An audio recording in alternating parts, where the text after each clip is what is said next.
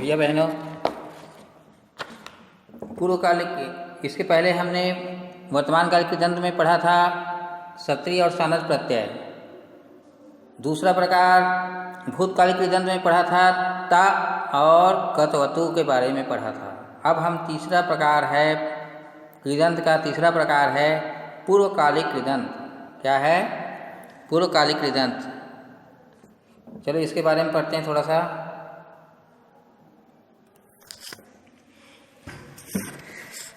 कर या करके अर्थ को,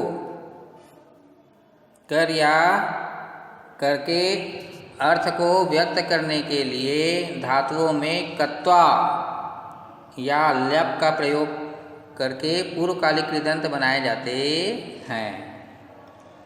अब ध्यान देना बिल्कुल, जब एक ही कर्ता यानी कार्य करने वाला, एक ही कर्ता जब एक कार्य को समाप्त करके दूसरा कार्य करता है तो पहली वाली जो क्रिया है, कार्य है, उसको पूर्वकालिक क्रिया कहते हैं।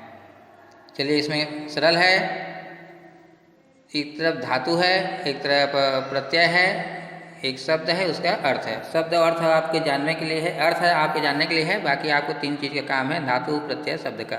चलिए जल्दी जल्दी करते हैं। जी यानी जीतना, जी यानी जीतना, जीतना यानी विजय होना। तो जी में हम कत्वा प्रत्यय जोड़ेंगे, जी में हम कत्वा प्रत्यय जोड़ेंगे तो क्या लगेगा? त्वा बस बचेगा, जित्वा, जित्वा यानी जीत कर। नी में कत्वा करेंगे तो नी धन कत्वा, कत्वा प्रत्यय जोड़ेंगे तो नित्वा, लेकर। चलिए आगे बढ़ते हैं। पठ धन कत्वा, पठित्वा।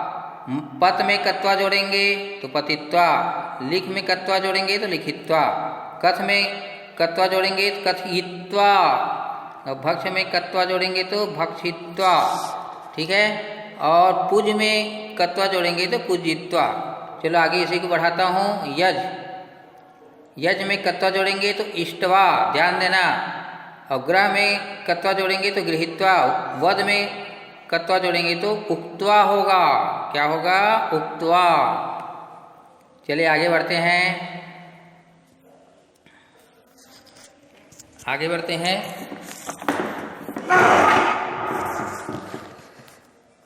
मूल धातु, चलिए मूल धातु है इधर, और इसमें प्रत्यय जोड़े हैं कत्वा, और इसमें कृदंत बना है, और इसका अर्थ आपके जानने के लिए है। ठीक है? अर्थ आपके जानने के लिए है, हर जगह उपयोग नहीं करने का। चलिए, हस में कत्वा जोड़ेंगे तो हसित्वा, हंसकर। वद में कत्वा जोड़ेंगे तो उदित्वा, बोलकर। ग्रह में कत्वा जोड़ेंगे तो गृहीत्वा, गृहीत्वा, लेकर। प्रच्छ में कत्वा जोड़ेंगे तो पृष्ठवा, पूछकर। भू में कत्वा जोड़ेंगे तो भूत्वा, होकर। और क्री में कत्वा जोड़ेंगे तो कृत्वा, करके। ये आपको अर्थ स्वयं के जानने के लिए है। चलिए आगे बढ़ते हैं।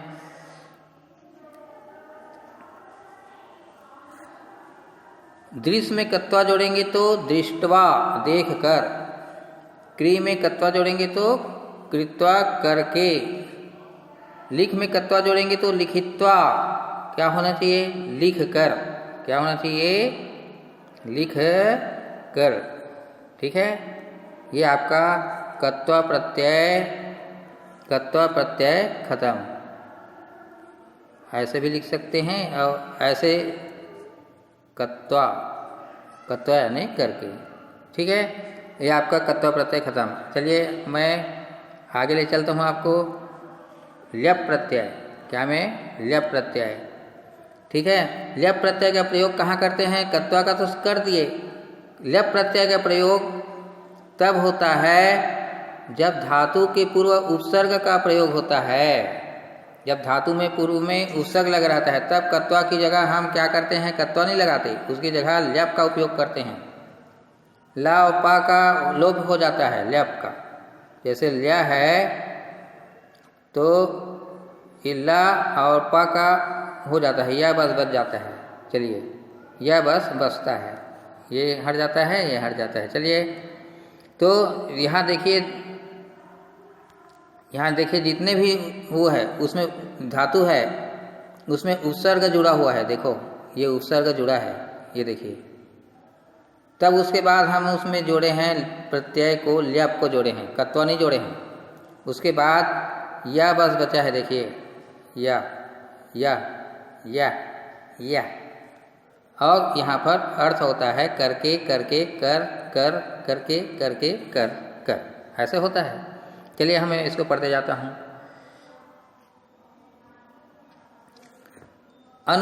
भू धातु में अनु उपसर्ग जोड़ेंगे तो ल्यप, और ल्यप प्रत्यय जोड़ेंगे तो अनुभूय, अनुभूय यानी अनुभव करके। दा में आज उपसर्ग जुड़ा है इसलिए कत्वा ना जुड़ के क्या जुड़ेगा, ल्यप, ल्यप आदाय, आदाय यानी लेकर। पत यानी में उत लिखे, पत में उत उपसर्ग जुड़ा है, अगर उसमें अब उसमें हम कत्वा नहीं जोड़ेंगे, ल्यप जोड़ेंगे तो उत्पत्ति, उत्पत्ति यानी उड़कर, क्या होगा, उड़कर।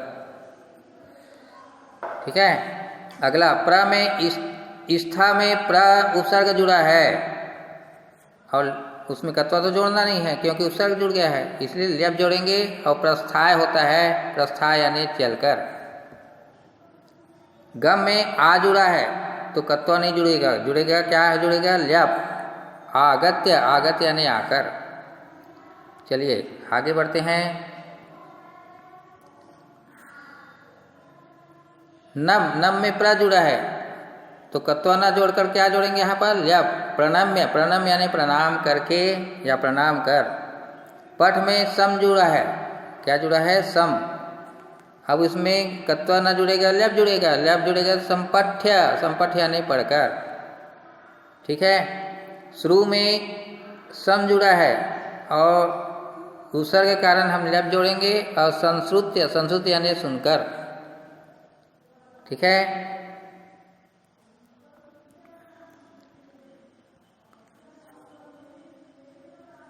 पा में नी जुड़ा है उपसर्ग, अब उपसर्ग के कारण हम ल्यप जोड़ेंगे तो निपी, निपी यानी पीकर। ठीक है। हस में वी उपसर्ग जुड़ा हुआ है तो हम ल्यप जोड़ेंगे, विहस यानी हंसकर। हा में वी जुड़ा है और इस कारण ल्यप जुड़ेगा, कत्वा नहीं जुड़ेगा। विहाय, विहाय यानी छोड़कर। नी में आ उपसर्ग पर जुड़ा हुआ है पहले से तो हम ल्यप जोड़ेंगे, आनी, आनी यानी लाकर। इच्छ में परि जुड़ा हुआ है उपसर्ग, इसलिए ल्यप जोड़ेंगे, परीक्षा यानी परीक्षा लेकर।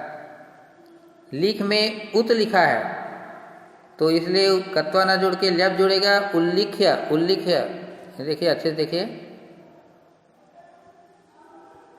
उल्लिख्य, उल्लिख्य यानी ऊपर लिखकर। ठीक है। अगला क्री में वी उपसर्ग जुड़ा है इसलिए कत्वा ना जोड़कर क्या जुड़ेगा, ल्यप। विक्रिय, विक्रिय यानी बेचकर। हन में आ उपसर्ग जुड़ा है हन धातु में तो ल्यप जुड़ेगा, आहत्य यानी घायल कर। पूज, पूज यानी पूजा करना, इसमें क्या जुड़ा है, सम, सम उपसर्ग जुड़ा है इस कारण हम कत्वा नहीं जोड़ेंगे, जोड़ेंगे ल्यप जोड़ेंगे। संपूज्य, संपूज्य यानी पूजा कर। दा में प्र जुड़ा हुआ है उपसर्ग, इसलिए कत्वा नहीं जुड़ेगा, जुड़ेगा ल्यप जुड़ेगा, प्रदाय, प्रदाय हो जाएगा, प्रदाय यानी देकर। ठीक है। अगला है अधि, ई, क्या है, ई। ई में अधि जुड़ा, उपसर्ग जुड़ा है, इसमें हम ल्यप जोड़ेंगे, ल्यप जोड़ेंगे तो क्या जोड़ेगा, अधित्य, अधित्य यानी पढ़कर।